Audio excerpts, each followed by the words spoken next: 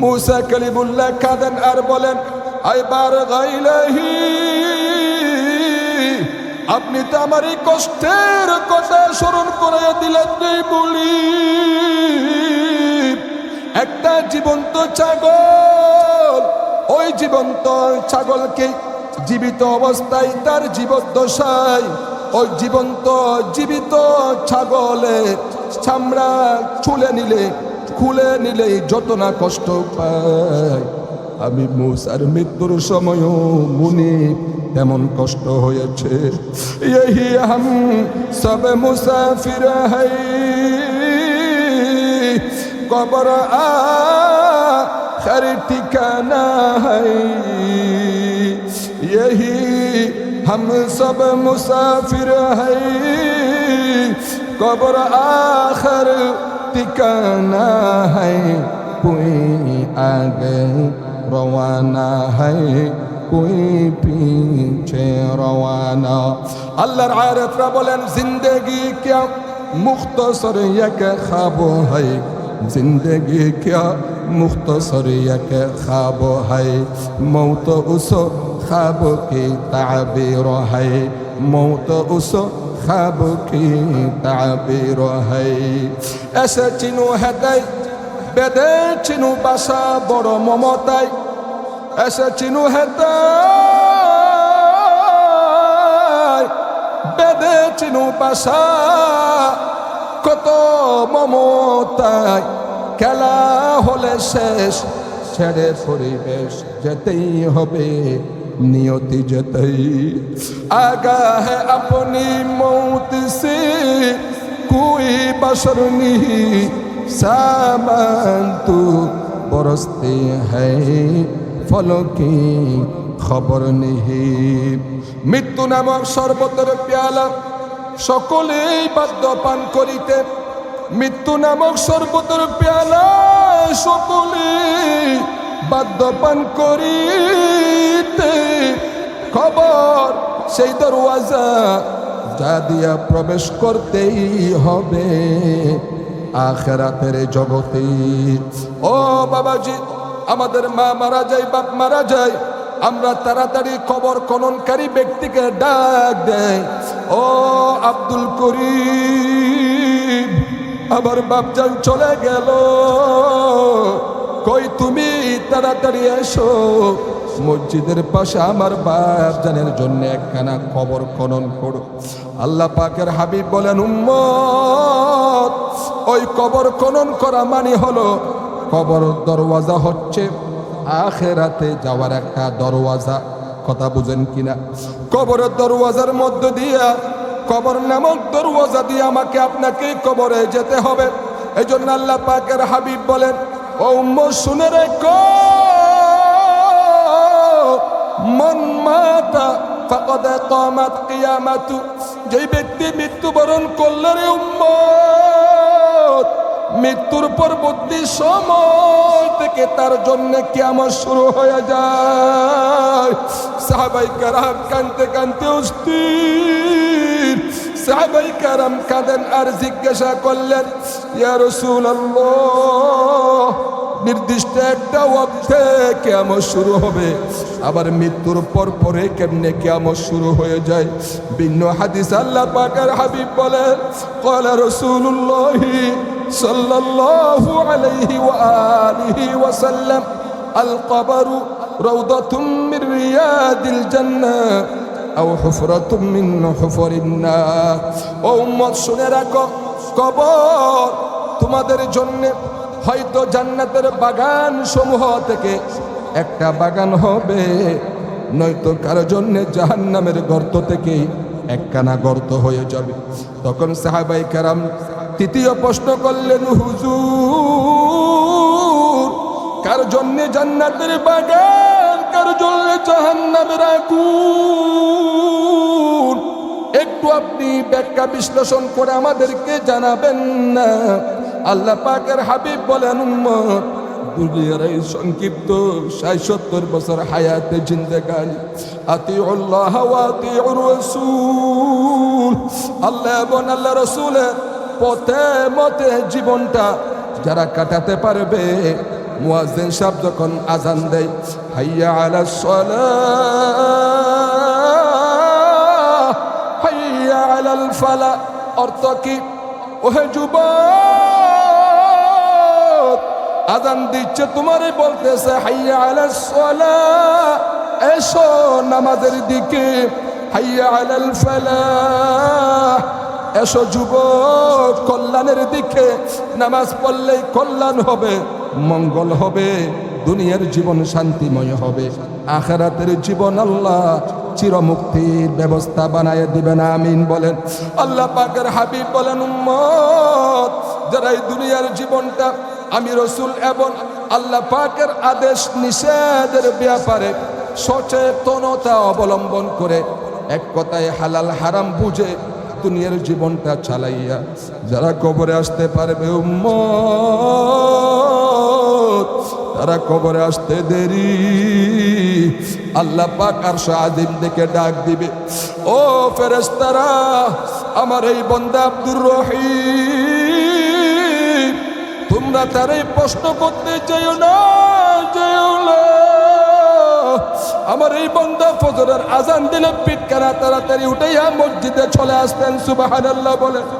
জোহর আসর মাগরিব এশার আজান শুনে আমার বান্দা কোনোদিন ঘরে বসে থাকে নাই রে ফেরেশতা, আমার বান্দারে তোমরা প্রশ্ন করতে যেও না। আল্লাহ পাক বলবেন, নাও কেন মুলারুস, ও বান্দা দুনিয়াতে দুলামিয়া যেমনি বাসর করে ঘুমায়, কিয়ামত পর্যন্ত তুমি এই কবরে জান্নাতের দুলহানের মতো ঘুমিয়ে থাকো, সুবহানাল্লাহ।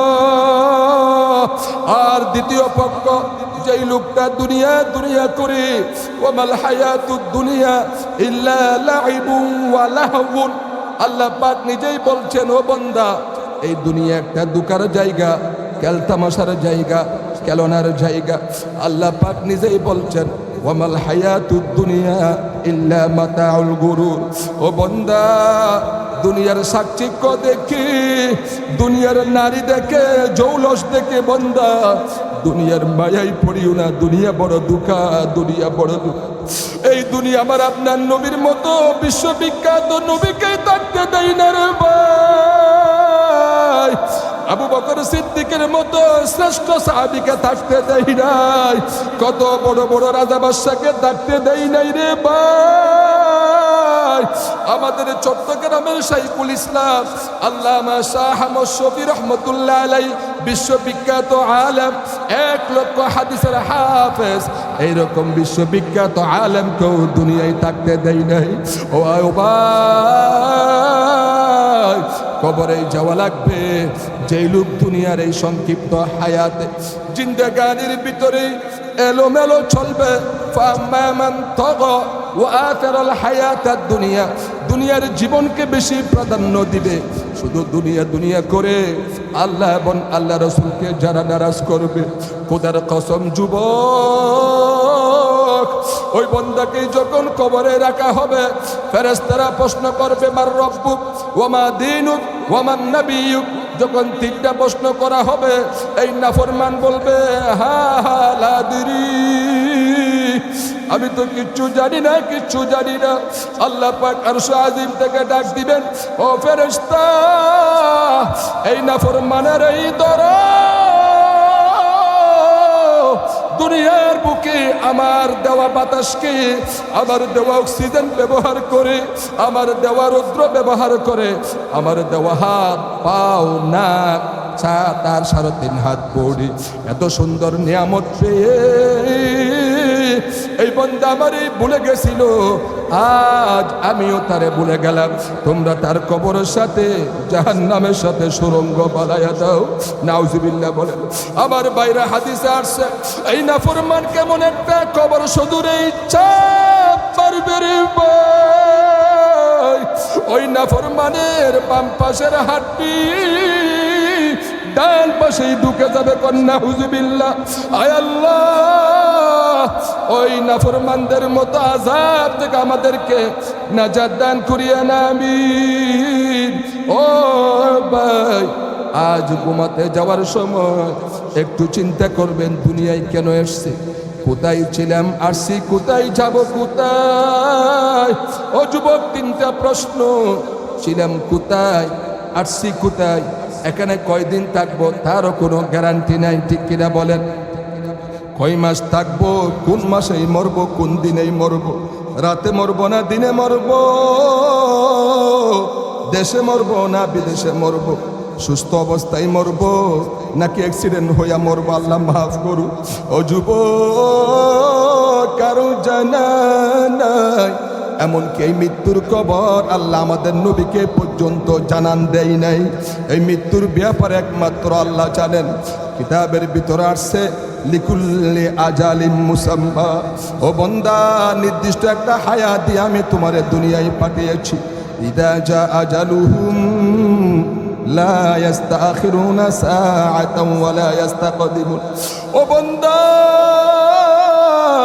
যখন তোমার দ্বারে মালাকুল মউত চলে আসবে, তখন তোমার মৃত্যু সংগঠিত হয়ে যাবে রে ভাই।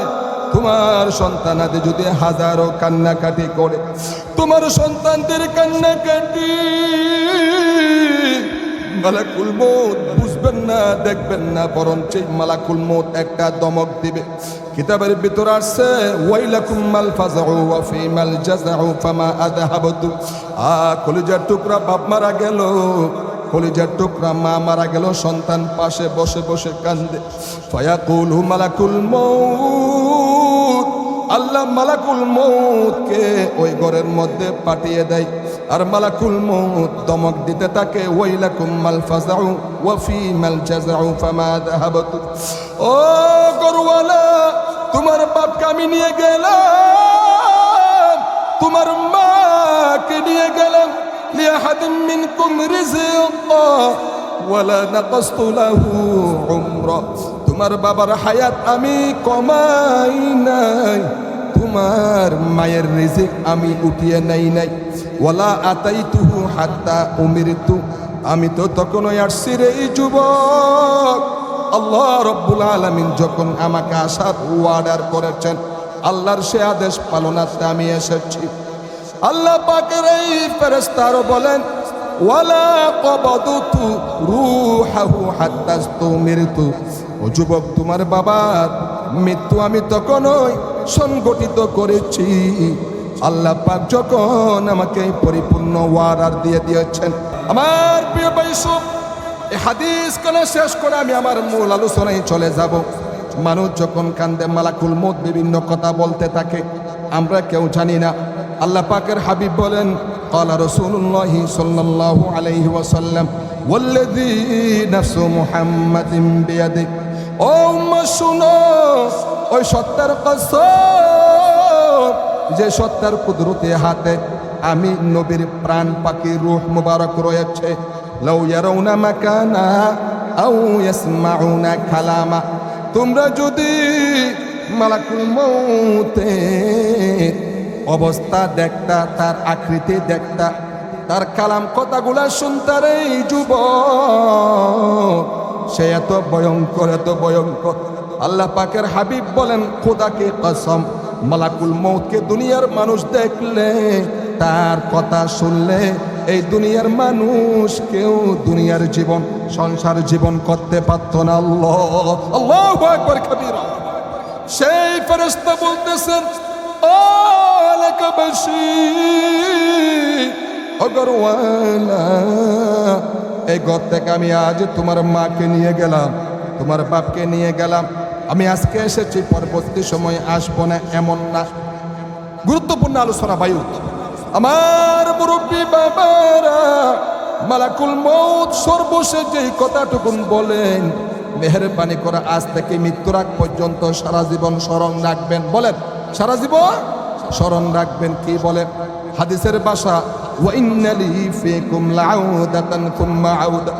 ও গরুওয়ালা, ও কুমিল্লাবাসী, আজ আমি তোমার মাকে নিয়ে গেলাম, বাবাকে নিয়ে গেলাম, তোমার ভাইকে নিয়ে গেলাম, এটা মনে করো না এই ঘর আমি আর আসবো না। না না, এই ঘরের মধ্যে আজকে আসছি, আবারও আসবো, আবারও আসবো, আবারও আসবো, আবারও আসবো, আসতেই থাকবো, আসতেই থাকবো। আসার জন্য আমার পৃথিবীর কেউ বারণ করে রাখতে পারবে না। ওয়া ইন্না লি ফীকুম লাউদাতান সুম্মা আউদাতান হাত্তা লা ইয়াবকা মিনকুম আহাদুন। ও কুমিল্লাবাসী শোনো, যতদিন এই ঘরের মধ্যে একটা লুকও বাকি থাকবে, ততদিন পর্যন্ত আমি এসে এসে এক এক ঘরে এই 5 তলা বিশাল ইমারত, এই 10 তলা বিল্ডিংকে আমি একদিন শূন্য করে দিব, শূন্য বানায়া দিব। এই জন্য আল্লাহর আরেফরা কত সুন্দর করে বলেছেন, ও দুনিয়ার মানুষ, এই বাড়িটা তোমার বাড়ি মনে করিও না, এই জায়গা তোমার জায়গা মনে করিও না। কবিরা কত সুন্দর বলেন, পরের জায়গা পরের জমি ঘর বানায়া আমি রই, আমি তো সেই ঘরের মালিক নই, আমি তো সেই ঘরের মালিক নই। পরের জায়গা পরের জমি, সবাই সবাই, আমি তো সেই ঘরের মালিক নই, আমি তো সেই ঘরের মালিক নই। আমরা অনেক বাইরে আছি, খুব অহংকার করি, এই মেয়ে আমার ছিল, আমি চৌধুরী সন্তান, বড়টা, আমার বাপ দাদার সম্পত্তি আছে এখানে 100 একর, 100 একর সম্পত্তির মালিক আমরা। সে যখন মারা যায়, তার সন্তান ওই চৌধুরীর নাতি দাবি করে বসে, জানো এই জায়গা আমার। সেই নাতিও চলে যায়, চৌধুরীর সন্তান চলে গেল, নাতি চলে গেল, নাতির ঘরের পুতি, আপনারা কি দেখুন, নাতির ঘরের পুতি, এই পুতি আইসেও দাবি করে এই ঘর আমার। যখন হায়াতে জিন্দেগানি শেষ, সেও চলে যায়। এইভাবে করে দাবি করতে পারবেন, মগর খেতে পারবেন না। কেউ কথা ঠিক কিনা? দাবি করতে পারবেন, খেতে পারবেন না। সালাক সে যাকে আল্লাহ পাক দুনিয়ার সুখ সৌন্দর্য না দুনিয়ামত যা দিয়েছেন, তার উপর সন্তুষ্ট থেকে মসজিদের কুড়াই বসে বসে কাঁদে, আয় আল্লাহ, বাপ চলে গেল, মা চলে গেল, আমিও চলে যাবো একদিন। আল্লাহ, আমার কবরের কি হালত, আমার কিয়ামতের কি হালত, আমার আমল নামা ডান হাতে আসবে না বাম হাতে আসবে আমি জানি না। আয় আল্লাহ, যতদিন বাঁচিয়ে রাখবেন ইমানের সাথে রাখবেন, আর যাওয়ার কালে মৃত্যুর কাউন্টার থেকে জান্নাতের টিকিটটা দিয়ে কবর নিবেন, আমিন। আমরা দোয়া করি, ও কুমিল্লার ক্যান্টনমেন্ট এলাকার যুবক, আয় আল্লাহ, যাওয়ার সময় আপনি আমাদেরও আপনাকে রাজি খুশি করে মানুষের পাওনা হক দাবি দেওয়া সবই আদায় করে ইমানের হালতে কবর নিয়ে না, আমিন। লা ইলাহা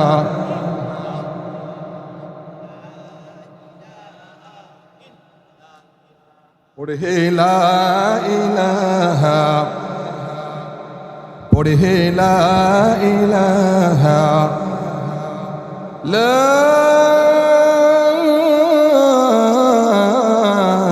ইলাহা ইল্লাল্লাহু মুহাম্মাদুর রাসূলুল্লাহ সাল্লাল্লাহু। আমার কলেজের টুকরা যুবক, একটু বসেন না ভাইও, অনেক দূর থেকে এসেছি, অনেক দূর থেকে আল্লাহ পাক নিয়ে এসেছেন। তো আপনাদের আজকে অন্তর থেকে দোয়া করে যাবে ইনশাআল্লাহ। আমি মুসাফির, ইনশাআল্লাহ মুসাফিরের দোয়া কবুল হবে ইনশাআল্লাহ। আজকে আমাদের মূল আকর্ষণ দোয়া। ক্বালা রাসূলুল্লাহি সাল্লাল্লাহু আলাইহি ওয়াসাল্লাম, লা ইয়ারুদ্দুল কাদা ইল্লা দুআ। আল্লাহ মানুষের বান্দার তাকদীর পর্যন্ত আল্লাহ পাক পরিবর্তন করে দেয় একমাত্র, কেবলমাত্র, শুধুমাত্র দোয়ার মাধ্যমে। সুবহানাল্লাহ। যুবক জীবনে কত সময় কত দিকে দেন, একটু সময় এখানে দেন। আমি আজ আপনাদের সামনে একটি গুরুত্বপূর্ণ আলোচনা নিয়ে আসছি। গুরুত্বপূর্ণ টপিকের উপর আমরা কথা বলবো কিছু সময় ইনশাআল্লাহ, অল্প সময় আমরা শেষ করে দিব। আসুন, আজ আপনাদের যে প্রধান মেহমান ছিলেন, আল্লাহ কারে কবে কখন কি করেন পৃথিবীতে কেউ আমরা জানি না। সে আলেম হোক, জালেম হোক, নেতা হোক, অন্য কেউ হোক, যেই হোক না কেন, পীর হোক, মুরিদ হোক, আল্লাহ কার উপর কখন কিভাবে কি অবস্থা করেন পৃথিবীর কেউ আমরা জানি না। এই জন্য আমাদেরকে বলা হয় মুমিন, মুমিনের পরিচয় কি? সুখে দুঃখে প্রতিটা মুহূর্তে। কার বলেন? সবসময় ইমানদার বলবেন আলহামদুলিল্লাহ। ভাই কেমন আছেন? সে প্রথমে বলবে আলহামদুলিল্লাহ, আল্লাহ পাকের রহমতে ভালো আছে। অনেক বাইরে আছে, ভাই কেমন আছেন? ভাইও বলিয়েন না কোদার গজব আমার উপর নাজিল হয়েছে, বলে না কপালের মধ্যে বাস পড়ে যায় না। ভাইও সব সময় সুখে দুঃখে আল্লাহ পাকের কৃতজ্ঞতা আদায় করবেন। আল্লাহ পাক আপনাদের জীবনটাকে স্বর্ণের মতো দামি বানাই দিবেন, আমিন বলেন। মুবল্লিগ ইসলাম আল্লামা মুফতি নজরুল ইসলাম কাসেমি বারাকাল্লাহু ফি হায়াতি আতালাল্লাহু উমরা আজকের প্রধান আকর্ষণ, প্রধান বক্তা ছিলেন। হযরত সারা পৃথিবীর 100 রাষ্ট্র সফর করেছেন। অনেক বড় আলেম, অনেক বড় ফকিহে মিল্লাত, মুবল্লিগ ইসলাম। আপনারা জানেন হুজুর জটিল কঠিন রোগে আক্রান্ত হয়ে হাসপাতালের বেডে আছেন। হযরত আসতে পারে নাই। হযরতের পক্ষ থেকে আমি সুদূর কক্সেস বাজার থেকে আপনাদের দোয়া নেওয়ার জন্য আসছি। ভাইও কি আপনারা রাগ করছেন নাকি? দোয়া করবেন। অল্প সময় কিছু দামি কথা যেন আল্লাহ পাক আমার নাপাক জবান দিয়ে বলান, যে কথা বললে পড়ে আমার আপনার নাজাতের সামান হবে, বলি আমিন। আমি আপনাদের সামনে কুরআনুল কারীম 28 নম্বর পারা সূরা সফের 4 নম্বর আয়াত পাঠ করেছি। আল্লাহ পাক বলেন বিসমিল্লাহির রহমানির রহিম, ইন্নাল্লাহা ইউহিব্বুল্লাযীনা ইউকাতিলুনা ফি সাবিলিহি সাফফা কাআন্নাহুম বুনিয়ানুম মারসুস। বান্দারে, আমি দুনিয়াতে ওই ব্যক্তিকে বেশি ভালোবাসি। কে বলছেন? আল্লাহ বলছেন। আল্লাহ পাক বলছেন আমার কাছে সর্বাধিক প্রিয় ব্যক্তি তারা, সবচেয়ে প্রিয় ব্যক্তি ওই সব লোকেরা যারা নাকি আমার দিন, আমার ধর্ম ইসলাম প্রতিষ্ঠা করার জন্যে, বিজয়ী করার জন্যে যারা লড়াই করে, সংগ্রাম করে, সারিবদ্ধ হয়ে ইস্পাতের দৃঢ় হয়ে সীসা ডালা প্রাচীরের মতো কাতার বন্দী হয়ে আল্লাহর জন্য, আল্লাহর দ্বীনের জন্যে যারা লড়াই করে তারাই হলো সর্বাধিক প্রিয় ব্যক্তি। সুবহানাল্লাহ, কি বলবেন না? আমরা মনে করেছি আমরা যে শুধু টুকটাক প্রাইভেট মুসল্লি সাথে শুক্রবারে কয়েকটা সেজদা দেয় আর রমজান মাস আসলে কয়েকটা রোজা রাখি, বহু টাকার মালিক তাও হজে যাই না, একটু বৃদ্ধ বয়সে যাই একটু হজ করে আসি। এই যে টুকটাক আমল কইরা আমরা মনে করেছি, এগুলা কইরা আমরা যদি মারা যাই শুধু আল্লাহ পাক কিয়ামত আমাদেরকে জান্নাতের ভিতরে ঢুকাইয়া সবরি কলা খাওয়াবেন নাকি? না না, এত সহজে যদি বায়ু আল্লাহকেই পাওয়া যেত, জান্নাত পাওয়া যেত, সাহাবায়ে কেরাম এত কষ্ট করতেন না, আম্বিয়া আলাইহিমুস সালাতু ওয়াস সালামগণ এত নির্যাতনের শিকার হতেন না। আমার কুমিল্লার যুবক, গুরুত্বপূর্ণ আলোচনা কিছু সময় আমরা একটু বসে আর শুনি। আমার প্রিয় বৈষ্ণব, কুরআনুল কারীম সূরা তাওবা 19 নম্বর আয়াতের ভিতরে কাফেরদের সেই মনে মনে মন কলা, কথা বুঝেন কিনা? তো অমুক লোক মনে মনে মন কলা খায়, ঠিক কাফেররাও মনে মনে মন কলা যে খেয়েছে সেটা আল্লাহ পাক কোরআনের মধ্যে খুঁট করে দিয়েছেন। আল্লাহ পাক বলেন আজআলতুম সিকায়াতাল হাজ্জি ওয়া ইমারাতাল মাসজিদিল হারামি কামান আমানা বিল্লাহ। আল্লাহ পাক বলছেন কাফেররা বলতো আমরা তো মুসলমানদের চাইতে আল্লাহর কাছে কোনো অংশে আমাদের মর্যাদা কম না। কারা বলতো? প্রাচীন যুগের কাফেররা বলতো আমরা তো মুসলমানদের চাইতে কোনো অংশে কম না, কারণ আমরা মসজিদে হারামের সেবা শুশ্রূষা করি, আমরা মসজিদ পরিষ্কার রাখি, এতগুলি যেসব কাজ করি, মুসলমানদের চাইতে আমাদের মর্যাদা আল্লাহর কাছে কম না। কারা বলতেন? আগেকার যুগের কাফেররা বলতেন। আল্লাহ পাক বলেন না না, কামান আমানা বিল্লাহি ওয়াল ইয়াউমিল আখির ওয়া জাহাদা ফি সাবিলিল্লাহ। ও কাফেররা শুনে রাখো, তোমরা কখনো তাদের সমান হতে পারবে না যারা আমি আল্লাহর উপর ঈমান এনেছে। আমরা আল্লাহর উপর ঈমান আনলাম কিনা? আলহামদুলিল্লাহ বলেন।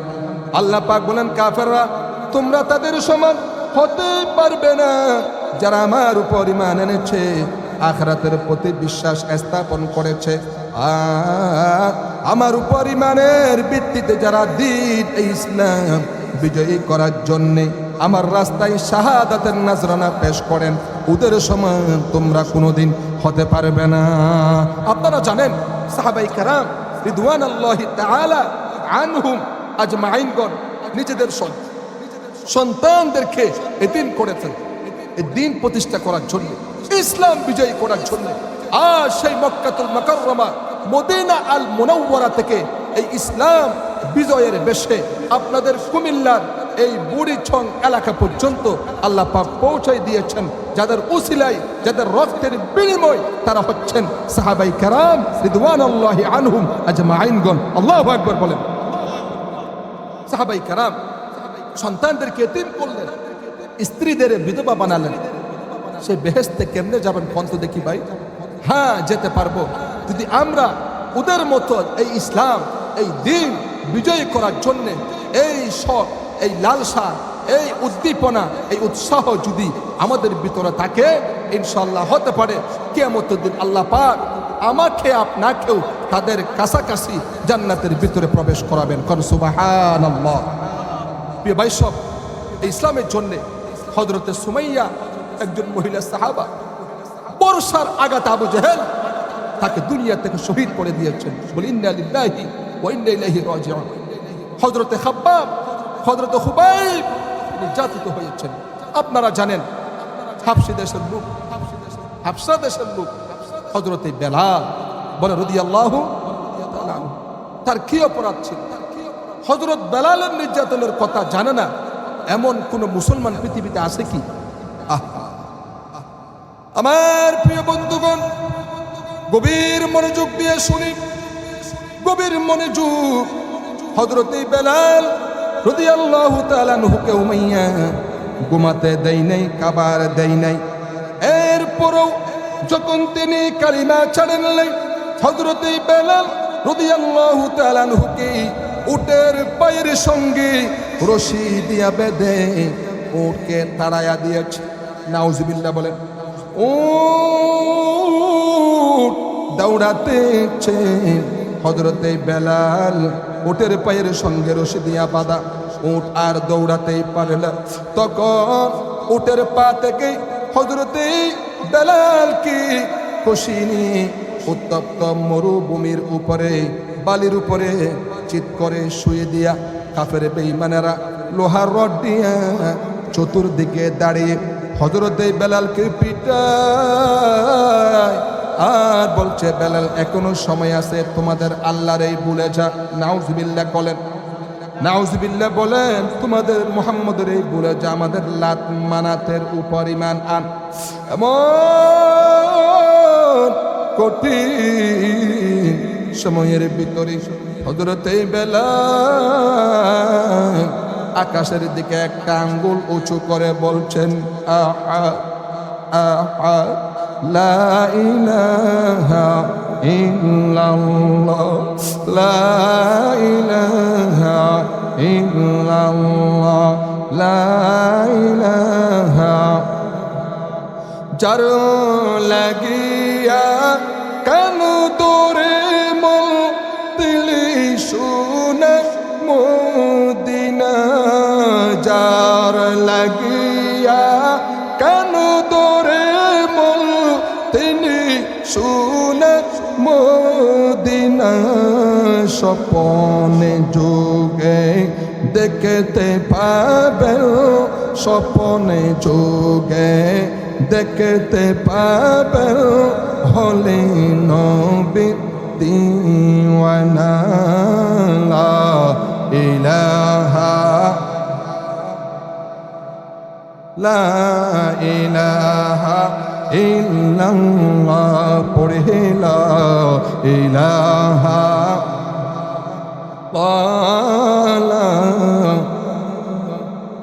আল্লাহ। তুমি দয়া কর নসিব কর মদিনা, আল্লাহ তুমি নসিবি কর মদিনায় নবীজিকে না দেখায়া, নবীজিকে না দেখায়া কবর দেশে নিও না। লা ইলাহা ইল্লাল্লাহ,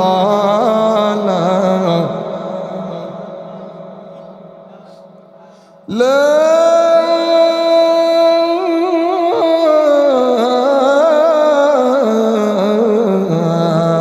ইলাহা ইল্লাল্লাহু মুহাম্মাদুর রাসূলুল্লাহ।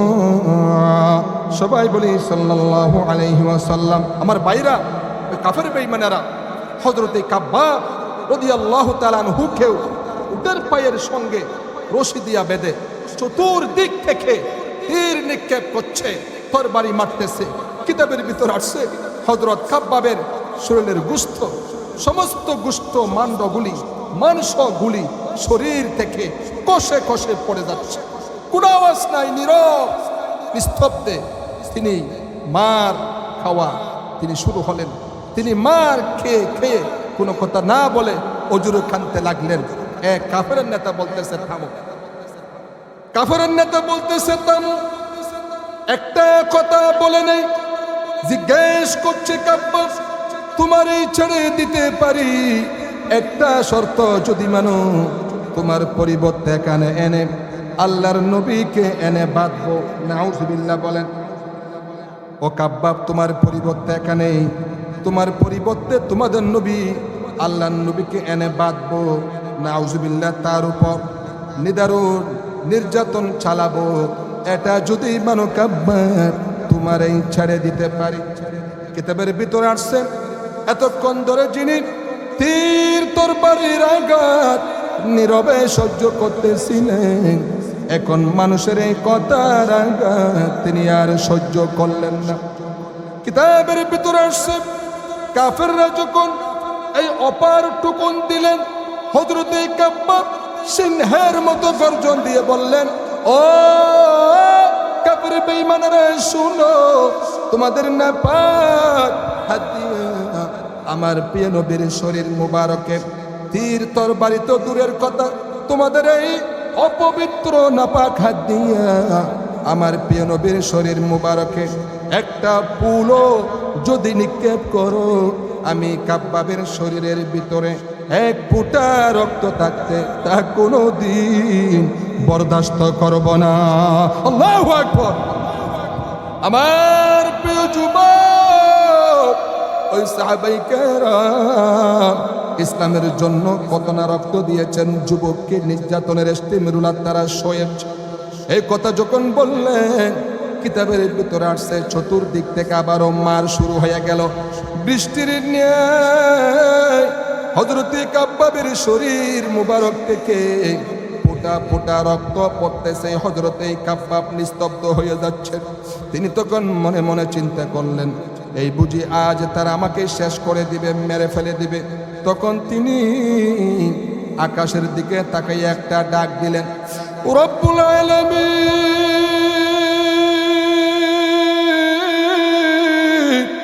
আয় আল্লাহ, ইসলাম কবুল করার অপরাধে আমি কাব্বাবকে কাফের বেঈমানেরা দুকে দুকে মেরে শেষ করে দিচ্ছে। ও মুনিব, আমার পাশে মাও নাই, বাবাও নাই, সন্তানাদি কেউ নাই, আমি একা। আমার এই মেরে মেরে তারা শেষ করে দিচ্ছে। আমি বুঝি দুনিয়া ছেড়ে অন্ধকার কবরের যাত্রী হয়ে যাব। হায় আল্লাহ, জীবনের এই শেষ মুহূর্তে আমার মন চাই যদি আমি দুইটা সেজদা তোমাকে দিতে পারতাম। হায় আল্লাহ, জীবনের শেষ মুহূর্তে 2 রাকাত নামাজ যদি পড়তে পারতাম, আমি কাব্বাবের জীবন বুঝি বড় ধন্য হয়ে যেত। ও মুনিব, সিজদা দেওয়ার কোনো উপায় আমার নাই। চতুর্দিক থেকে কাফেররা ঘেরাও করে রেখেছে, আমার এখন বুঝি তারা শেষ করে দিবে। তখন তিনি বললেন, আয় বারগা ইলাহি, আমার চেহারা কেন এখন আমি কিবলার দিকে করে দিয়েছি, আর আমি আমার জীবনের শেষ মুহূর্তে মাথা কানা ঝুঁকাইয়া দিয়েছি। আমার এই মাথা ঝুঁকানুকে জীবনের শেষ সিজদা হিসাবে ধরে নিও। কাফের বেঈমানেরা হযরতে কাব্বাবের মাথা ধরে অন্যদিকে ঘুরিয়ে দিল। হযরতে কাব্বাব পড়ে নিলেন ফাআইনামা তুওয়াল্লু ফাথাম্মা ওয়াজহুল্লাহ। পড়েন সবাই যারা জানেন, ফাআইনামা তুওয়াল্লু ফাথাম্মা ওয়াজহুল্লাহ। ও কাফের বেঈমানেরা শুনো, যেদিকেই মুখ ঘুরাও সেদিকেই আমার আল্লাহ, আমার আল্লাহ, আল্লাহ ছাড়া কোনো দিক নাই। কোন সুবহানাল্লাহ। হাজর মে সাজর মে তেরা রঙ্গ বু है, হাজর মে সাজর মে তেরা রঙ্গ বু है, जिधर देखता है उधर तूने तो है। নদীরে কুল ভাঙ্গে ওই কুল বরে, এই তো নদীর খেলা। নদীরে কুল ভাঙ্গে ওই কুল বরে, এই তো নদীর খেলা। সকাল বেলা ধনীরে তুই ফকির, সন্ধ্যা বেলা লা ইলাহা লা ইলাহা পড়ে লা ইলাহা লা ইলাহা লা ইলাহা ইল্লাল্লাহু মুহাম্মাদুর রাসূলুল্লাহ। সবাই বলি সাল্লাল্লাহু আলাইহি ওয়া আলিহি ওয়াসাল্লাম। ও কুমিল্লার মুরব্বী বাবারা, কলিজার টুকরা যুবক ভাইরা, পর্দার অন্তরালে আমার কলিজার টুকরা মা বোন বোনেরা, আর একখানা সাহাবায়ে কেরামদের ওয়াকিয়া শুনাইয়া, জীবনী শুনাইয়া আজ আপনাদের কাছ থেকে বিদায় নিব। একটু সময় দিবেন নি? কয়েক মিনিট। ও যুবক সাহাবায়ে কেরাম, আল্লাহ পাকের নবীর জবান মুবারক থেকে জান্নাতের সুসংবাদ প্রাপ্ত হয়েছিলেন এমন 10 জন সাহাবী, যাদেরকে আশারায়ে মুবাশশারা বলে। তারা এই জান্নাতের সুসংবাদ পাওয়ার পরেও বসে থাকে নাই। প্রতিটা মুহূর্ত দিন বিজয় করার জন্যে দিক দিগন্তে তারা ছুটে বয়েছে। কিতাবের ভিতরে আসছে, আমার নবী যখন হিজরত করছেন, হিজরতের পরে 2 জন সাহাবী বাংলাদেশে এসেছিলেন। কয়জন সাহাবী বলেন? আমার নবী হিজরতের পর উরওয়া ইবনে আসাসা, নামটা মনে রাখবেন, ইতিহাসের পাতায় পাওয়া যায়। হযরতে উরওয়া ইবনে আসাসা, 2 নম্বরে কাইস ইবনে হুযাইফা। নাম বলেন? উরওয়া ইবনে আসাসা, কাইস ইবনে হুযাইফা। 2 জন সাহাবীর নেতৃত্বে কিছু হাবশী মুসলমানদেরকে নিয়ে তারা হিজরত করতেছিলেন। মক্কাতুল মুকাররমা থেকে তারা চীন দেশে সফর করবেন।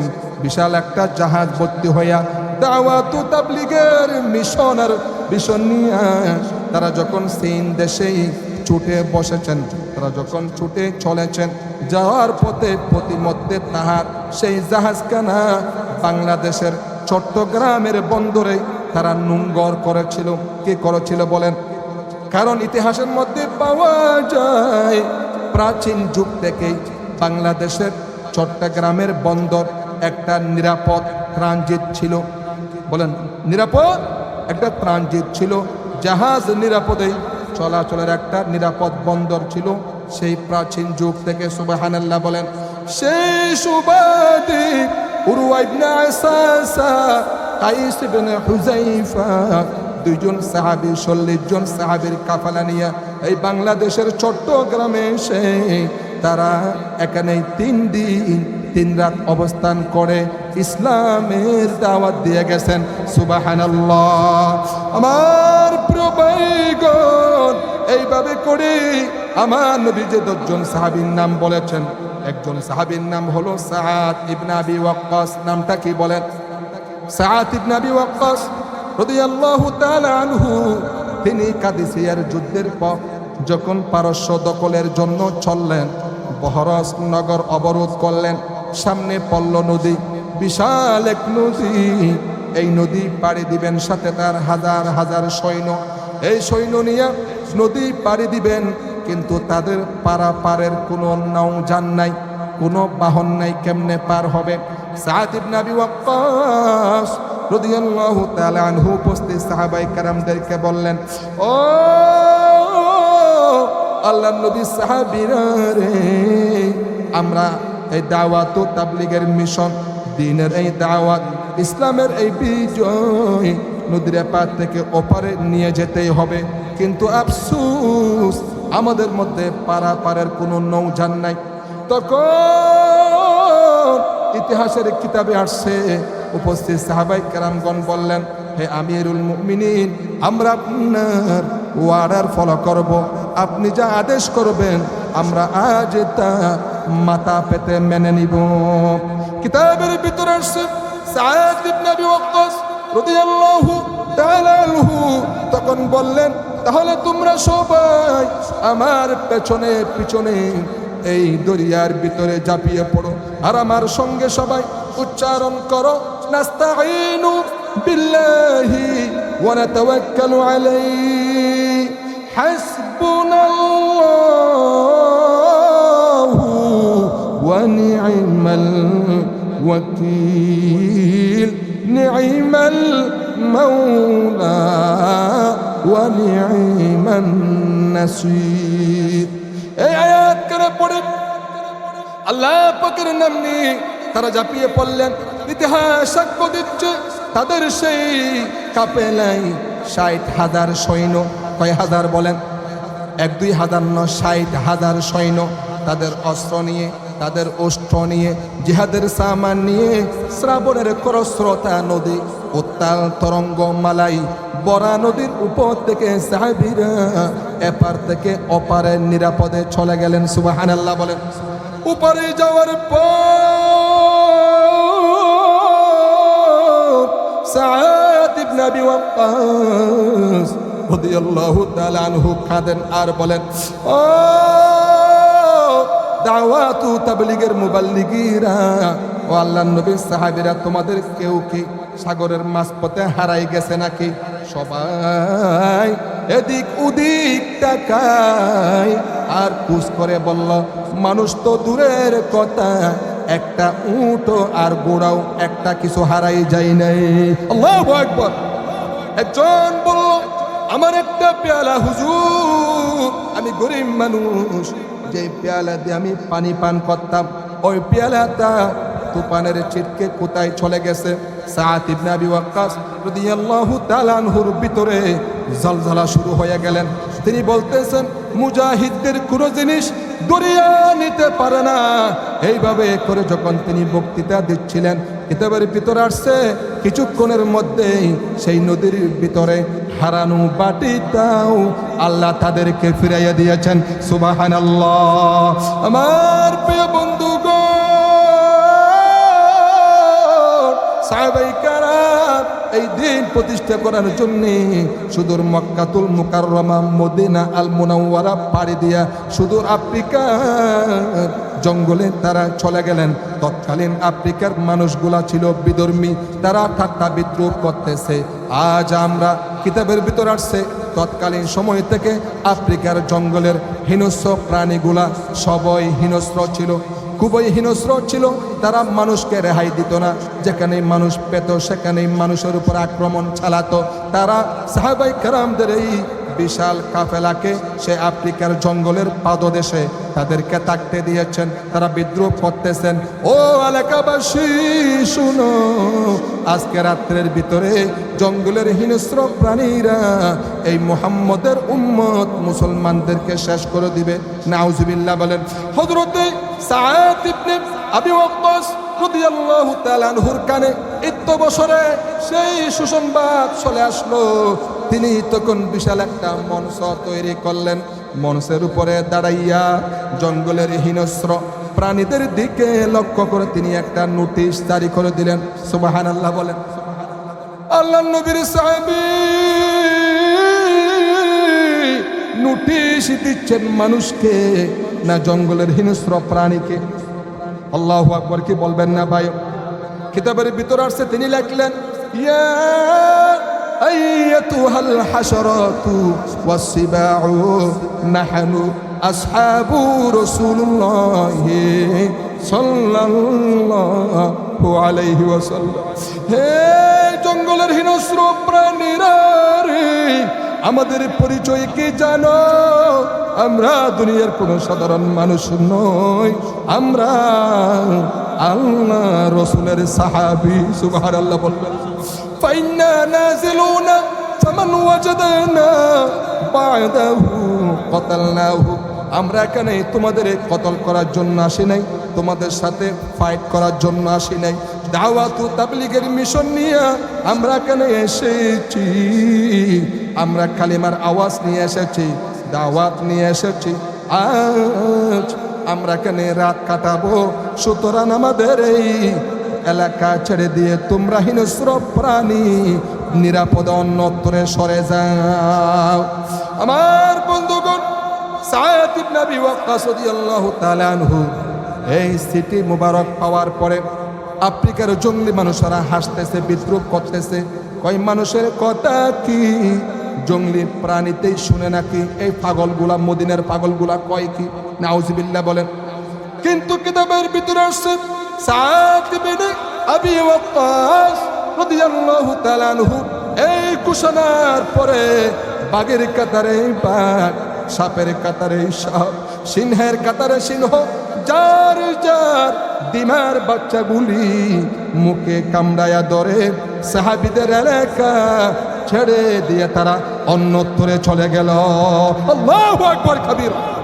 আমার প্রিয় বন্ধুগণ, কি পরিমাণ ইমানি পাওয়ার থাকলে, ইমানি জজবা থাকলে তাদের কথা হিংস্র প্রাণী শুনতে বাধ্য। সুবহানাল্লাহ বলেন। এজন্য বিশ্বকবি, কবি সম্রাট ডক্টর ইকবাল রহমতুল্লাহ আলাইহি কত সুন্দর করে বলেছেন, দশতো দশতো হে দুনিয়া পি না ছুড়ে हमने, দশতো দশতো হে দুনিয়া পি না ছুড়ে हमने, বাহরে জুলমত পে দৌড়া দিয়ে গুড়ে हमने। আমরা সেই মুসলমান, আমরা সেই মুসলমান, প্রান্ত তো প্রান্ত দুনিয়ার খরস্রোতা উত্তাল তরঙ্গের উপর থেকে গুড়া দাবড়িয়ে আফ্রিকার ভূখণ্ডে কালিমার পতাকা আমরা মুসলমানরা উড্ডীন করেছি। সুবহানাল্লাহ বলেন। সমুদ্রের ঢেউকে, দাজলা নদীর ঢেউকে আল্লামা ইকবাল স্মরণ করাইয়া দিচ্ছেন, ও দরিয়ার ঢেউ, আই মৌতে দাজলা খুবই पहचान भी है, ऐ मौत दजला तू भी पहचान भी है, हमको अब तक है तेरा दरिया अफसाना हमारा है। তাইগ্রাসের উত্তাল তরঙ্গমালা নিশ্চয় তোমার বলে যাওয়ার কথা নয় যে তোমার উপর থেকে আমার মুসলমানরা গুড়া দাবড়িয়ে এপার থেকে ওপারে গিয়ে কালিমার পতাকা আমরা মুসলমানরা উড্ডীন করেছি। আল্লাহু আকবার। চিৎকার দিব আল্লাহু আকবার কাবীর। আজ ইসলামী চেতনা হারাইয়া আমরা পৃথিবীতে ফুটবলের মতো কাফের বেদুইনদের কাছে নির্যাতিত, নিপীড়িত, নিষ্পেষিত। আমরা যেদিকে যাই সেদিকে মুসলমানরা আজ নির্যাতনের শিকার। মায়ানমারে মুসলমান নির্যাতনের শিকার, কাশ্মীরে মুসলমানরা নির্যাতনের শিকার, ভারতে মুসলমানরা নির্যাতনের শিকার, চেচনিয়া, বসনিয়া, ফিলিস্তাইন, ফিলিপাইন সমস্ত রাষ্ট্রে আজ মুসলমানরা নির্যাতিত। একটা কারণ, কেন? আমরা আজ আমার নবীর আদর্শ আমরা ছেড়ে দিয়েছি। ভাই ঠিক কিনা বলেন? নবীর আদর্শ আমরা ছেড়ে দিয়েছি। যখন থেকে আমরা আমার নবীর আদর্শ ছেড়ে দিয়েছি, কোরআন ছেড়ে দিয়েছি, তখন থেকেই খোদার গজব এই জাতির উপর অবতীর্ণ হয়েছে। নাউযু বিল্লাহি মিন যালিক। আয় আল্লাহ, আপনি আমাদের উপর নারাজ হয়েন না। যেভাবে চললে পরে আপনি রাজি হবেন, আপনি খুশি হবেন। আয় আল্লাহ, যেভাবে চললে পরে কিয়ামতের ময়দানে আপনার নবী আমাদের পক্ষে সুপারিশ করবে। ও মুনিব, সেই পথে মতে আমাদের জীবনটা কাটাবার তৌফিক দান করুন, বলুন আমিন। প্রিয় ভাই সব, আপনারা জানেন এই অত্র মাদ্রাসা, অত্র মসজিদ আল্লাহ পাকের দয়ায় চলে। তাদের দয়াই বলে, আল্লাহ পাক তো আর আসমান থেকে ফেরেশতার মাধ্যমে টাকা পৌঁছাই না, দয়া আল্লাহ, কিন্তু চালাবেন আপনারা। সুবহানাল্লাহ বলেন। আল্লাহ পাকের দয়া লাগবে, আপনাদের আন্তরিক দোয়া লাগবে। তো দোয়া